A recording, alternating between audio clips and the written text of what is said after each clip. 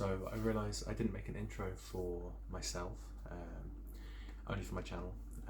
I sort of assumed that people would find me through Instagram, so then I didn't really need to. But I realised these are two different platforms, and I'm learning social media as we go. So I just wanted to, just introduce myself and talk a bit about what I do, who I am, where I'm from. Like, obviously I'm not Icelandic with this British accent. I am from the UK, from Sussex, which, if people know me from Instagram, my Instagram name is Sussex Pellar. I didn't realise that wouldn't be clear enough to a lot of people. I know that I am very ginger, and so I could pass for Icelandic, but I'm not Icelandic. I'm working towards Icelandic citizenship, so that's that. But I started practicing really from watching Charmed and stuff when I was like 12. I was like, oh, this is really cool, I want to get into this pagan thing. Went into quite a lot of like eclectic Wicca, Scott Cunningham stuff. No like lineage or no like official initiation into any Wiccan lineage at all. But that's what started me off, was just this sort of eclectic paganism, looking into, I was interested in like the Norse gods, the Greek gods, that sort of thing, more from like a theistic, like polytheistic point of view. And it wasn't for a while really until I realised that wasn't really my thing, and I was starting to move more towards like British traditional witchcraft. Gemma Gary's work was a big thing. Nigel Pearson,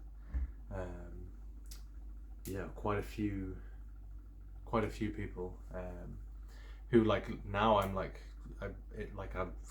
pleased and sort of like overwhelmed and a bit like starstruck to be like social media friends with some of these people and be like mutual followers with some of the people whose books I read and very much idolized when I was younger. So that's cool.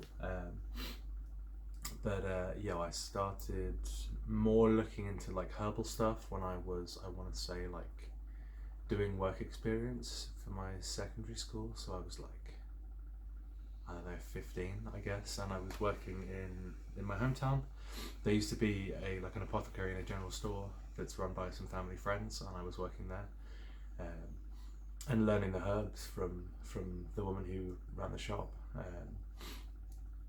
Which was amazing. It was super cool to have that experience and be in a town, in a community where people would come in and buy certain herbs, and we were all like, oh, we know you're not buying them for medicine if you're buying these things together, so that was fun. And it felt very, I want to say like a little bit more sort of Harry Potter vibe, which was fun back then. But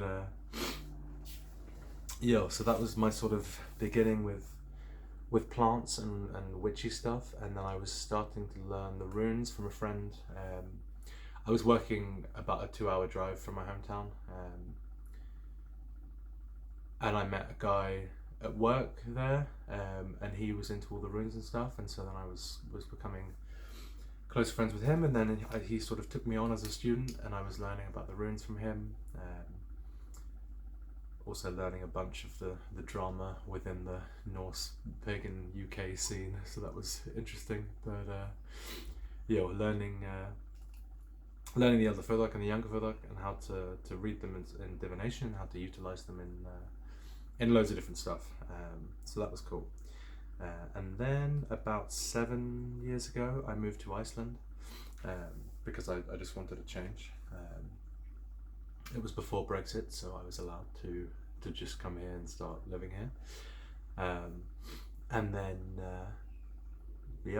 luckily, very luckily, quite quickly fell in with the right people who knew about all this stuff that I was interested in.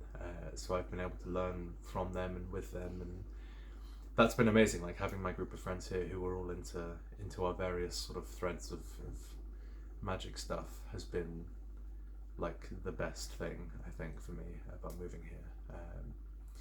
And I'm really like eternally grateful to all these people who I'm closer with. and they all have their own perspectives, and everyone within our group, it's like it's not so much of a tradition of we do this thing exactly this way. We're all very open to like everyone bringing their own sort of things to things, so we have quite an eclectic group. Like, I can't even say coven because we're not even sort of bound by the same sort of strict anything. It's just like we all just enjoy each other's company, and we come together and we hold bloats, like rituals, ceremonies and things, and we mark the passage of the year, and yeah, we just enjoy being together and being weirdos, and it's really nice.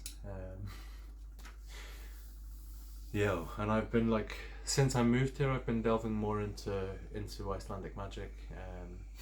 I was into it a bit before I moved here, mostly from reading Stephen Flowers stuff, which like now I know is not really at all the right thing to do if you want authentic, actual Icelandic practice. He's not a very liked character here, and so so I have been learning, luckily, like the right stuff from the right people, and also from the right books, and learning the language, and that's been a huge help to be able to actually speak a bit and read quite a lot more than I can speak. So that's been nice. But yeah, so that's my main sort of like how I got to where I am, and what I do now. Like, I wrote this book, Icelandic Plant Magic, which is a collection really of all of the plant magic that I've been utilizing and learning about here.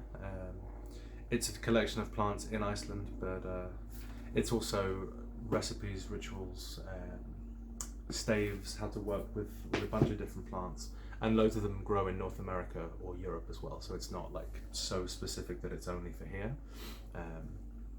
Also, everything that I've written about in this book is knowledge that is allowed to be shared, and is not not compromising any traditions or any sort of oaths or secrets or anything. That like we're all a bit on this of making sure that a lot of this knowledge that is quite delicate and is very highly specific to the land here doesn't fall into the wrong hands or wrong places. So this is all, like, everything in here is stuff that you can utilize wherever you are, which for me has been like, that's the sort of main thing that I really want to do, is to be able to break down things from Iceland that people are interested in, that they don't have to be on the island to enjoy or to work, because there is a lot of stuff here that's very land-based, and it is about like going out to a field next to you and talking to the land spirit there, and of course the land spirits here are going to be very different to the land spirits anywhere else. So there's a lot of specific land-based stuff, but what I'm trying to do is to take at least the not land-based stuff that is open to everyone, and to share that and to make that a bit more well known, because there's quite a lot of content and stuff out there where people are claiming this stave is Viking age, this practice is survived through Iceland from the settlement, and where it's like there's very, very few things that have survived from the settlement. There are some things, but I would be very skeptical of anyone saying that they have some sort of, it's like the Margaret Murray thing of like an unbroken witchcraft like lineage of like a witch cult through all of Europe, through the Inquisition and everything, and it's like the likelihood of this happening is already extremely slim. So be somewhat skeptical of what you hear from people, I guess. But there's the whole thing of people sort of sharing all this misinformation and talking about these staves as being Viking age, especially Vévaki, like people talking a lot about this as being a Viking compass, when it's like it's not Viking, it's not a compass. Earliest record of this stave that we have is 1865, which doesn't mean it doesn't work, and it doesn't mean that it isn't useful, because it really is. All of these things, they work and they're useful, whether they're contemporary or whether they're a bit older. Like it also depends on what your definition of contemporary is, because for me, I'm talking about like 1800 to now as contemporary. Lots of people wouldn't use that same what's the word? Same meaning, like term to mean that 223 year timescale. But at least when I talk about contemporary, that's what I'm talking about, the last 200 years. Because there's so much stave work that comes from the last 200 years that is like phenomenal, and is so useful, and is so, it's not, there's a lot of it that's not bound to the land, and so you can work it no matter where you are or what you do, which is great. And that's the sort of stuff I'm going to try and focus on more in my channel, and talking more about that. And somewhat, like, I'm not going to do so many of these things of breakdowns of like, oh, here's this stave and here's how everyone's got this wrong. I'm just going to, I'll be blunt about what's fact, but I'm going to be like, I'm not going to do a whole breakdown video of staves that people have got wrong, because I feel like that's also not, I don't know, I don't want to be too negative on people, but I do want to share good information, so I don't know, I'll find what the balance will be.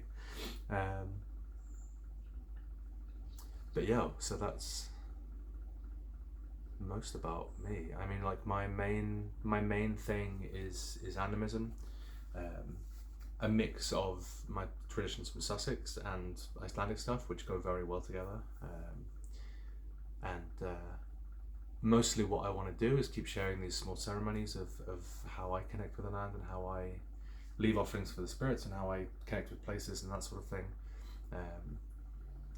because I think ultimately that's the sort of bare bones of most, at least like traditional witchcraft vibe practices. That's the most important thing for me. So yeah, I think that's sort of covered almost everything. I just wanted this to be like a quick little video just on who I am.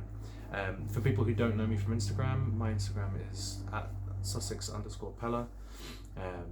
Pellar is not a Sussex word, actually. That's an interesting thing. That definitely came from me playing The Witcher. There's a character called the Pellar in The Witcher. It's a word from Cornwall originally, that's like for wise or cunning man. Cunning man is the word that they would use in Sussex, but I feel like Pellar sounded less arrogant to call myself on Instagram than Sussex cunning man, so that's why that's my name.